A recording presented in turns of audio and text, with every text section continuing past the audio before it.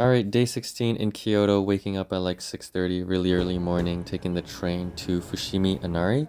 So, Fushimi Inari is the shrine to the Japanese god Inari, which is like the god of rice and whatnot. So, you'll see a lot of fox or kitsune statues everywhere, and that's because those are the messengers for Inari. And so, the torii gates, there's about 10,000 of them or so. The path is actually a hike up a mountain. And so I recommend coming here as early as possible because even at 7, 8 a.m., it was super hot. We were super sweaty and it was already really crowded, as you could see. Also, the mosquitoes here are ravenous if you come in the summer, but you do get this nice view over Kyoto. Once you're near the top, the path splits into a loop, and I recommend taking the path on the right just because you're going uphill for a shorter amount of time. But despite the heat and the mosquitoes and the sweat, it was still a really nice place. The shrine is actually open 24 hours. So if you want to avoid the crowds, you can come at night. They actually light up the torii gates as well. Just watch out for the mosquitoes. For breakfast, we stopped by this family just run soba and udon place just right by the shrine. And then we kind of walked around the nearby area, checked out this chopstick store, and bought a pair. Also went by this Wagyu skewer place, but oh my goodness, this was not good. It kind of just tasted like processed meat, like almost like sausage. Didn't really taste like Wagyu at all, so I do recommend you avoid this place. I guess it is only $7, but it was not good. Afterwards, we made our way up north beside Kyoto University, where we had a sake brewery and tasting booked. And so they did a whole tour of the brewery. It was super small. It was just a small place. But the sake tasting itself was great. Like the sake is just so much better than the ones you can get in Canada. Like one of the ones we had was really fruity and crisp, just like a white wine.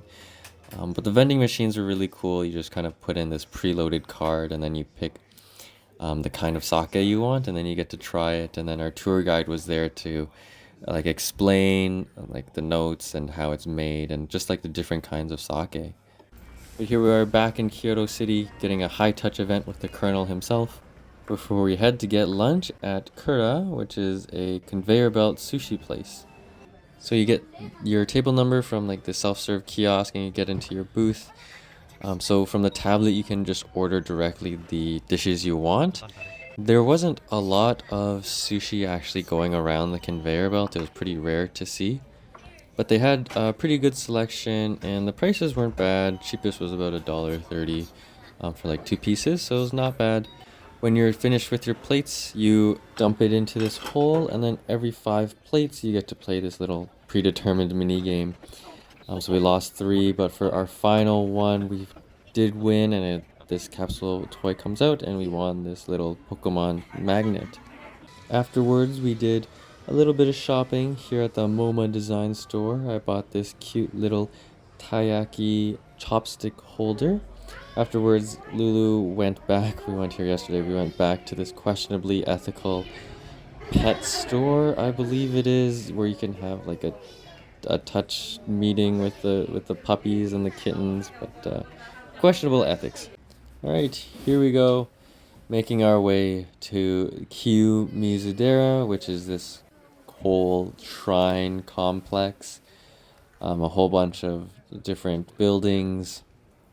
But to get into the main area, there's like this small entrance fee. So it's actually really pretty, really just a lot of trees, a lot of greenery, and some really nice architecture. Here's some cute wooden plaques, and this is the iconic shot of the shrine. And OMG, the CN Tower. But yeah, the view of this shrine is kind of what I think of when I think of Kyoto. Afterwards, we walked around the surrounding streets, and honestly, they didn't really seem that special. Just kind of the same as like Miyajima or elsewhere, but waited at the Starbucks. Lulu got this matcha drink, which was very sweet. But I will give this area credit that during sunset it is very, very pretty. I stopped by this card game shop and bought my friend some One Piece card game booster packs. But here we are making our way through the Gion district before stopping by our place for dinner, which is this Wagyu restaurant that Joanne recommended down in the basement here. We got these kitchen side seats, which is really nice. Got the Wagyu course dinner, which started off with this yuba with caviar, which I think is tofu skin. This green salad was actually really good. And the star of this course, or the dinner, the Kuroge Wagyu. And just that marbling, it was fire, literally so tender, so juicy. This was really nice. I love Wagyu with wasabi. But yeah, it was only three people working, like I guess the dad, the son, and the daughter maybe. Um, didn't really talk to them like Joanne did, but for dessert we had this like lime mochi with tea. But yeah, when we got to the restaurant, it was pretty empty, so we were able to get seats that we wanted. But by the time that we left, there was actually like a line outside, like people were waiting to come in. So it was good to see them still doing well, still having lots of business after them getting recommended. After dinner, going back home, Guion packed as normal, stopped by this little arcade and absolutely lost every single thing we played. But we actually did watch this one lady. She won this Snoopy, I think, in like one try. That was crazy. But yeah, went stop by a loft and a Uniqlo, bought this whiskey bath bomb and this Journey to the West Lulu for Lulu. I also got a lemon sour, but honestly, I don't understand the hype. It wasn't really that good. I kind of would have preferred like any other cooler than this. Sorry, Joanne. But we continued to, yeah, just finished off the rest of our Shine Muscat grapes.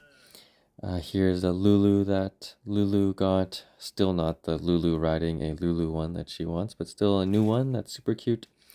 And here is little Smisky bath bomb that I got. It's actually inside the bath bomb, but I didn't film myself in the bath. Yeah, really busy day. Actually, in Loft, met somebody that I know back from Canada, which was crazy coincidence. But yeah, passed out immediately.